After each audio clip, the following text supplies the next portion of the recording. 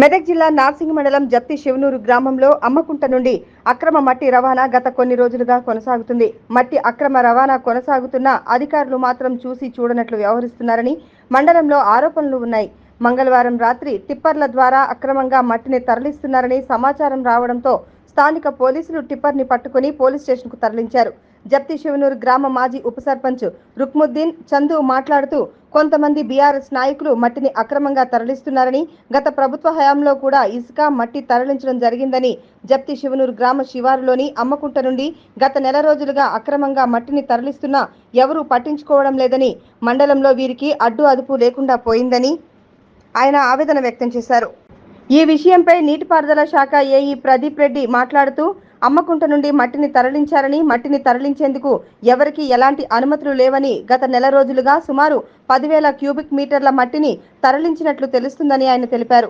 అక్రమంగా మట్టిని తరలించిన వారిపై చర్యలు తీసుకునేందుకు తహసీల్దార్ మరియు పోలీస్ శాఖకు నీటిపారుదల శాఖ తరఫున లెటర్ ఇవ్వడం జరుగుతుందని ఆయన తెలిపారు. మండల్ ఇరిగేషన్ అయ్యి నా పేరు ప్రదీప్ రెడ్డి. నేను గత వన్ మంత్ బ్యాక్ నాకు విలేజెస్ నుంచి కాల్ వచ్చింది, ఇట్లా అమ్మకుంటలో నుంచి మట్టి పోతుందని.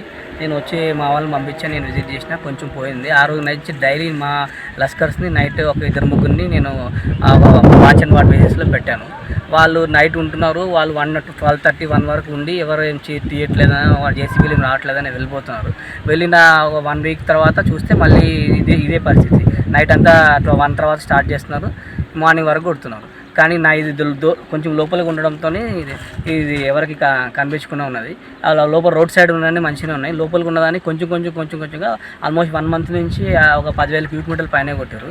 ఇక నేను ఇది ఇంతగానో అవసరం అన్నది ఒక రోడ్డుకి తప్ప ఇంకెవరికి అవసరం లేదు. ఇది ఈ కొట్టిన వాళ్ళ మీద కఠినంగా చర్య తీసుకోవాలి అని ఎంఆర్ఓ గారికి నేను లెటర్ పెడతాను, ఎస్ఐ గారికి కూడా లెటర్ పెడతాను.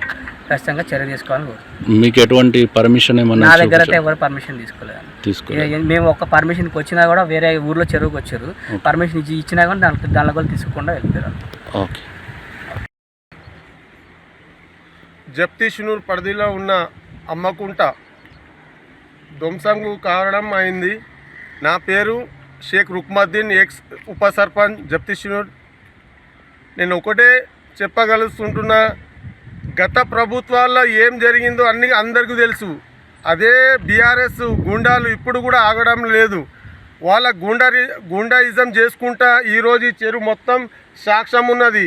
కాంట్రాక్ట్ బీఆర్ఎస్ ఓడే కాబట్టి మట్టి అర్ధరాత్రికు అధికారుల కళ్ళు గప్పి వాళ్ళేమో 12 గంటలకు 11 గంటలకు స్టార్ట్ చేసి మా చెరువులు మొత్తం ధ్వంసం చేస్తున్నారు. కాబట్టి ఇట్టి విషయం మీద కలెక్టర్ గారు స్పందించి తక్షణమే అధికారులతో మాట్లాడి కాంట్రాక్ట్ మీద కఠినమైన చర్యలు తీసుకోవాలని మా జప్తి శివనూరు గ్రామ ప్రజల తరపు నుంచి మేము కోరడం జరిగింది.